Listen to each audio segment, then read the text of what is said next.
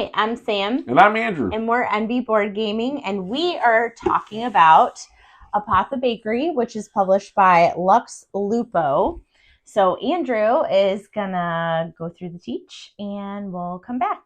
Okay, so I've gone ahead and I've set up a 2-player game of Apothebakery. And so this game is going to be played over a course of 6 rounds, which is going to be tracked by this sun token here. And each round is going to be broken into 3 phases. Now I'm just going to briefly give you a general overview of how each of those phases are and how they will work.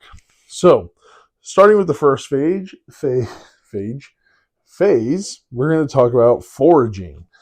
Each player is going to have a deck of cards. I am going to be the insect player. You can also be water, plant, rock, or berries. But what you're going to do is you are going to draw these fories. I think that's how you say it, these fory cards, and you will draw 3 of them. Then you're going to choose from these fories which ones you would like to use. And everybody's going to be doing this simultaneously. And what you're going to be choosing is going to be based off of the stamina in the top left-hand corner. And you're going to be using these in order to purchase resources to turn into alchemy in the second phase, to then heal these adventures in the third phase. So you're going to choose up to 3 of these that you want to use. Any that you choose that you don't want to use will go back on top of your deck. Now, why wouldn't you choose all 3 of these? Because simultaneously everybody will reveal their cards that they have chosen, and whoever has the least amount of stamina will forage first, meaning they will have access to these resources before you if they bid essentially a lower amount of stamina. So that's why you might not want to use all 3 of them, because it's going to determine turn order. Now, once everybody has selected the cards they want to use, they will then reveal and spend that stamina to buy these cards, which you can also buy the top cards of the deck here for 8 stamina. So there's a little bit of not knowing exactly what you're going to get, since you only see the berries there, but you will be able to buy these resources to create different elixirs. Okay. And also keep in mind, each player is going to have some secret objectives, so they might need to collect certain cards. Also, players will get discounts based on their deck. So if I have the insect deck, I will get a discount of 1 for each insect card that I purchase. Okay? And there'll be other ways to modify your stamina. I'll talk about that in a little bit.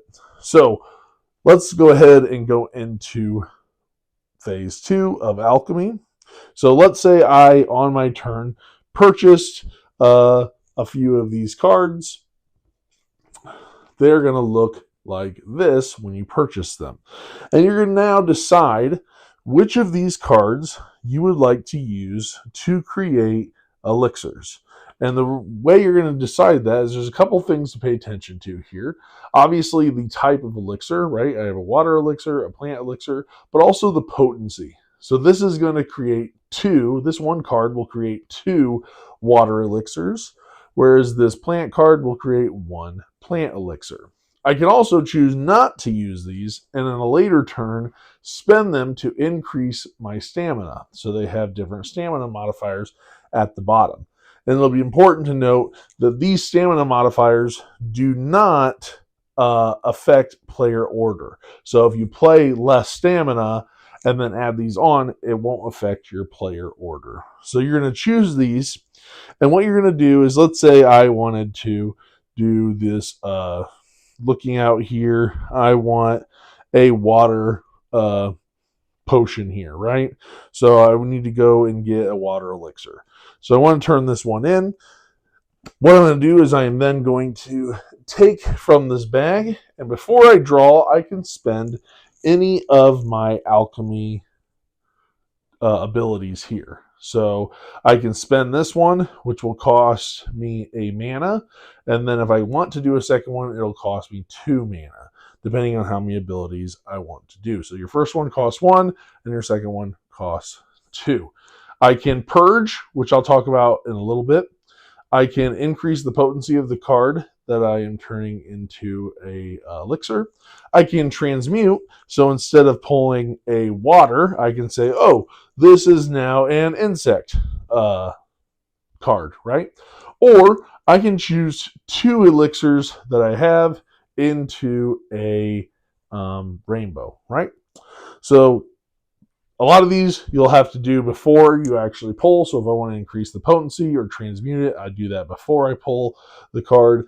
The other ones you can do later, obviously, because I don't have the things to do them. Okay, so let's say I'm going to go ahead and pull 2 from here. I reach in this bag and I will pull 2 tokens. Let's see if I get lucky.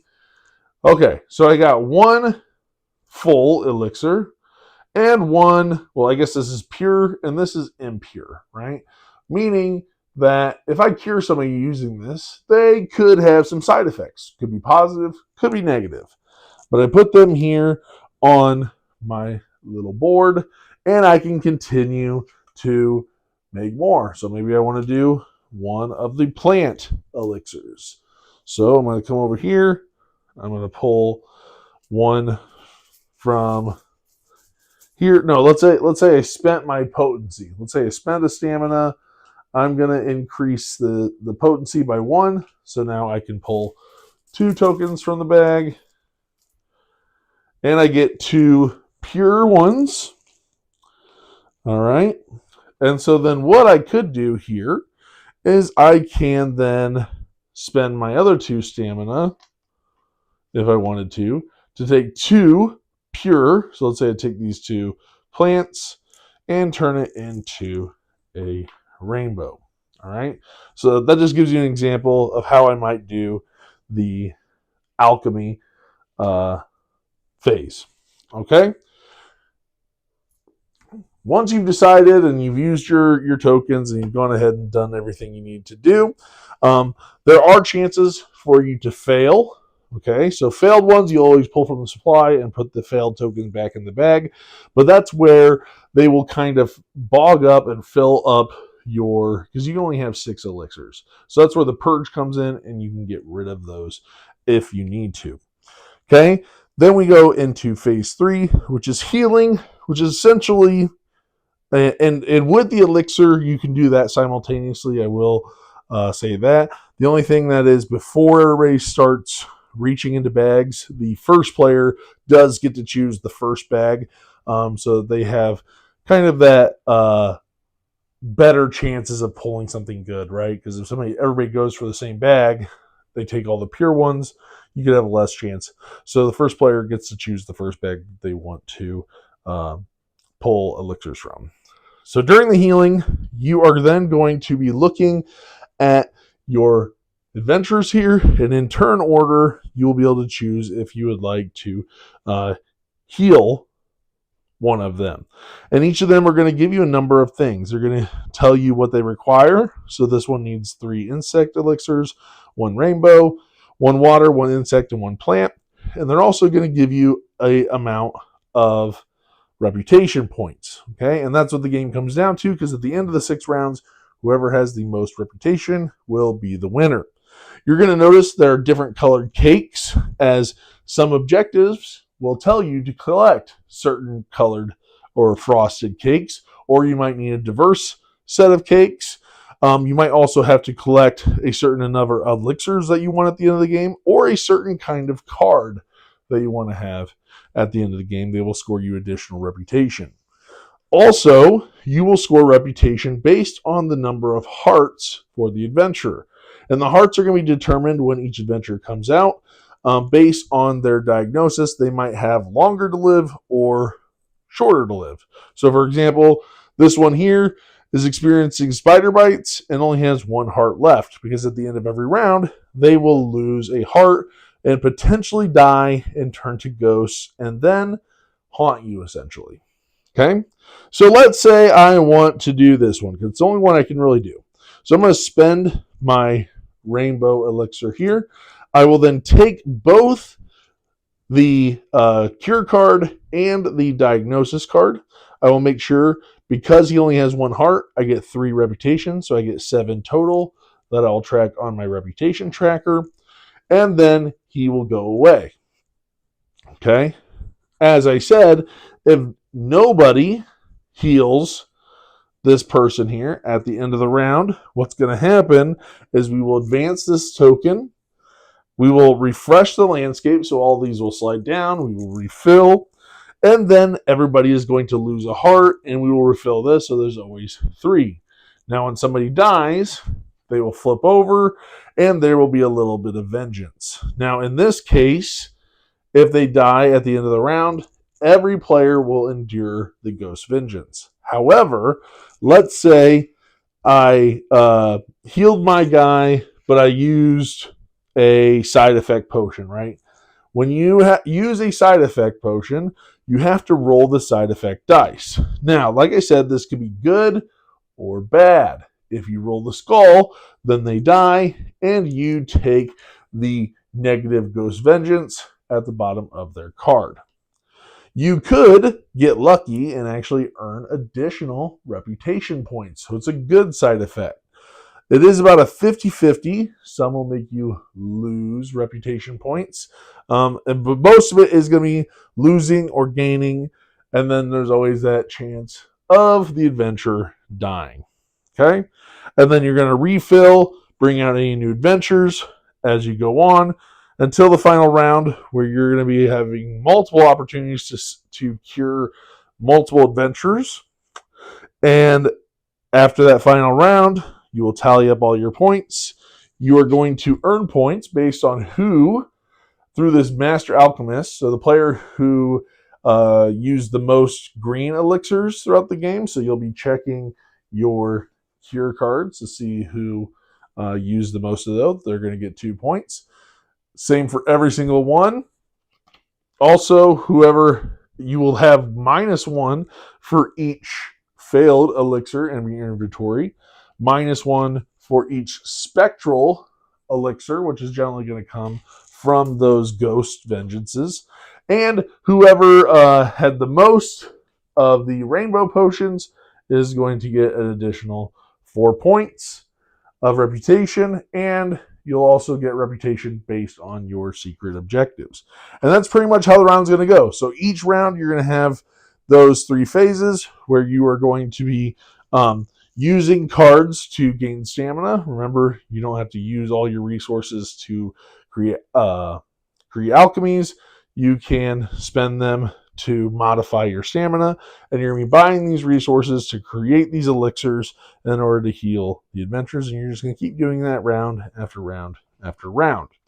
And your abilities, just so you know, do recharge at the end of every round, so you'll always be able to use 2 of them each time you come around to your alchemy phase.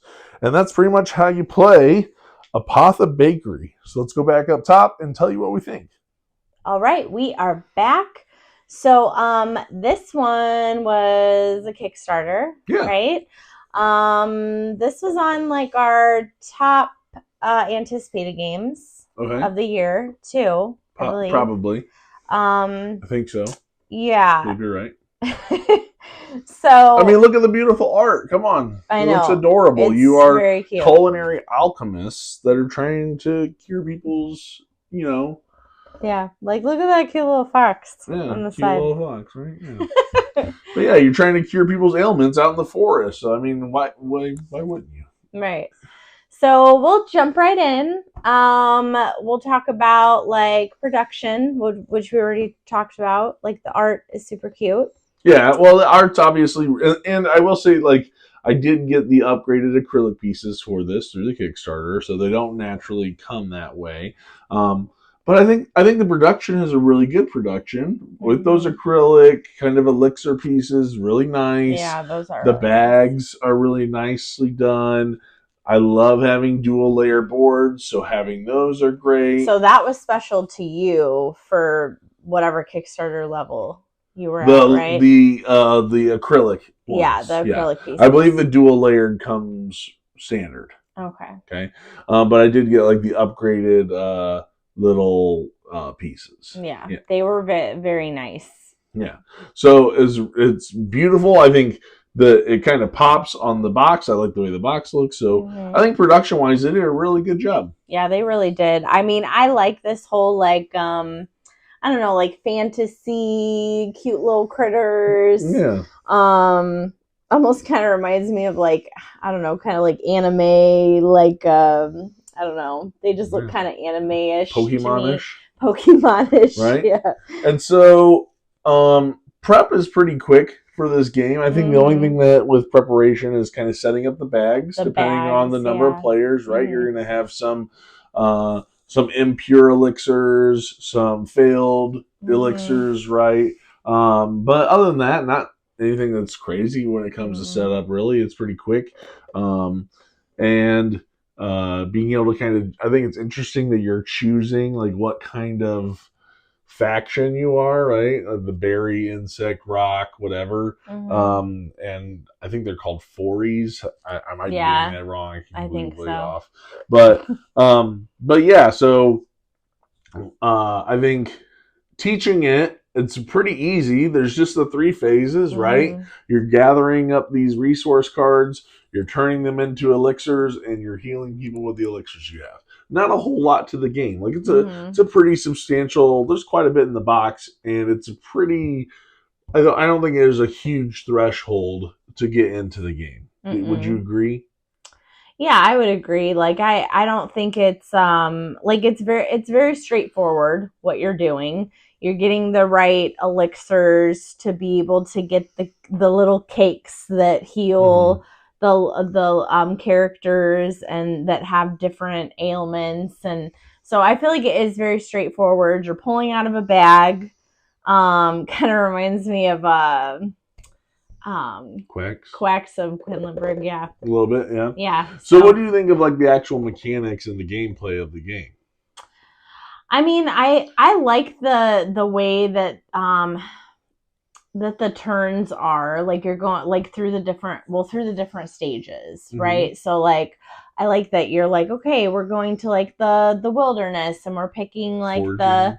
the different elixirs that we want, and then we're pulling them out of the bag, and then there's a way that you can go through the like little machine where you like you're making your cakes or whatever, and you can mitigate it. I like that you can mitigate what you get, because sometimes you don't get what you want, and that helps, I feel, to be able to fulfill like the little healing cakes that you're making. I think for me, where this game really shines has to deal with that foraging phase. That first phase is so important for what you're going to do for the rest of the round, especially when you are trying to decide how much stamina do you want to spend. Like that, it's a huge ordeal, because whoever plays the least amount is going to go first. True, yeah. You're also going to go first for the rest of the rounds when it's not simultaneous, right? Because during the elixir phase,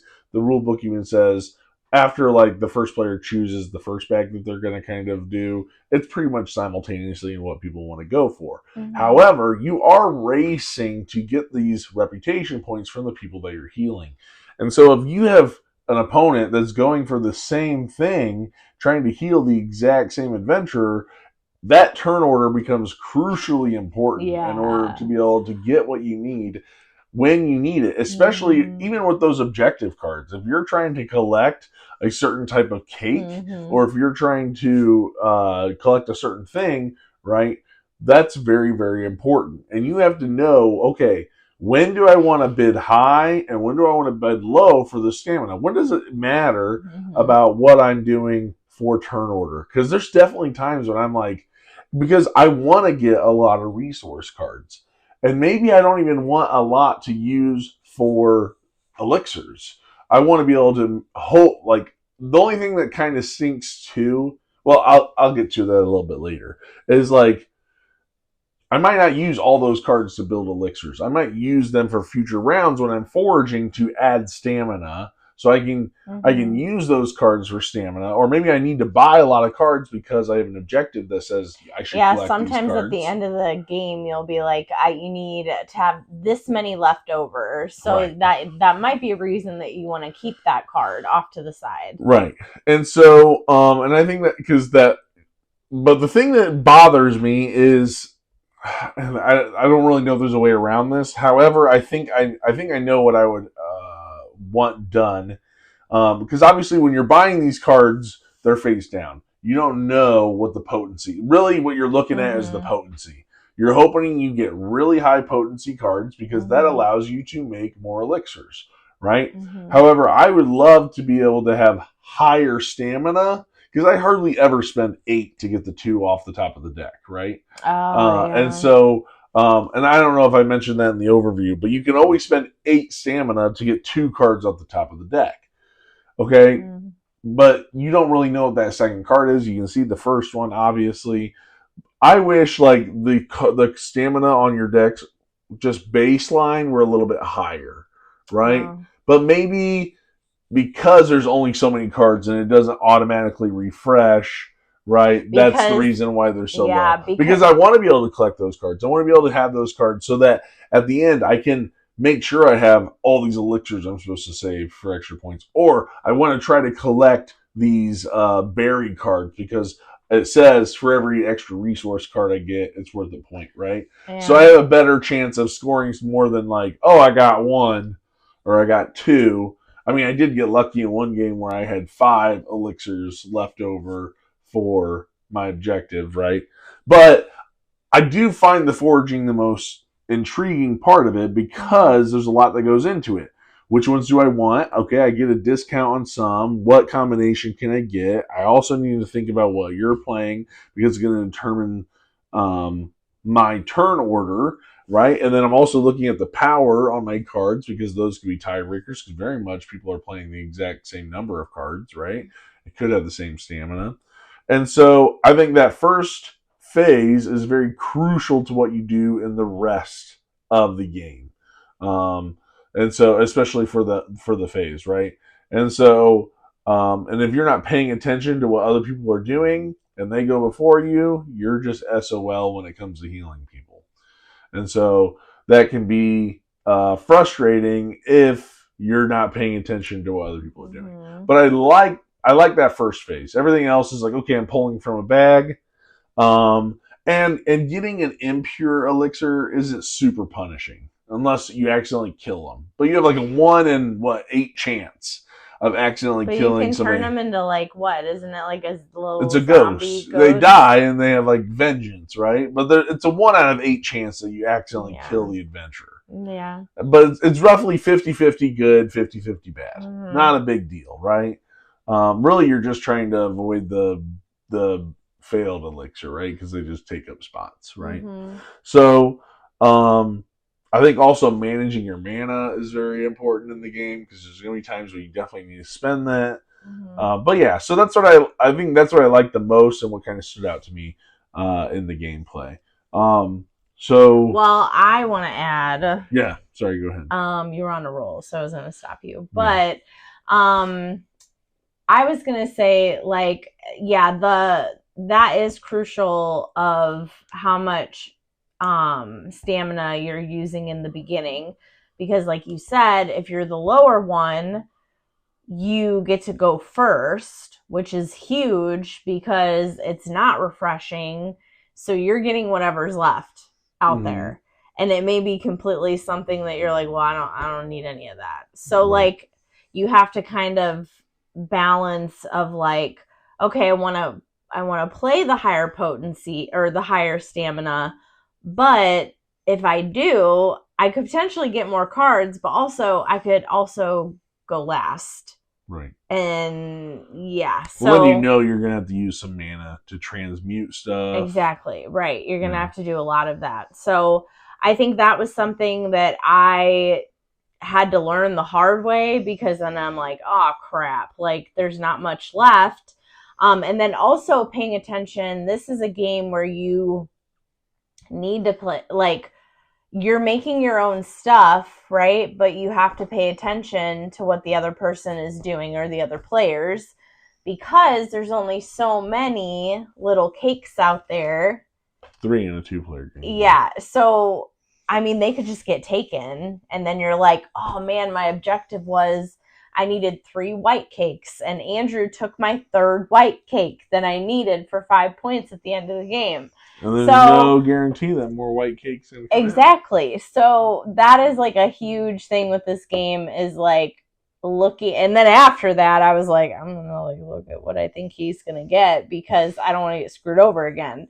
So I think that's important is this is something like you feel like you're in your own world, like making your own stuff, but then you're also competing for that stuff. Yeah. So, yeah, it's important. And the spells are important for when you use them. Some spells are way better than other spells. I will say that. Mm-hmm. Like, oh, I get a free rainbow spell or elixir. Duh. Of course I'll take that over. Yeah. I can, move some stuff around or whatever. Mm-hmm. It depends. I think some of them are very, very strong. I had one that was like, I could give you a bad.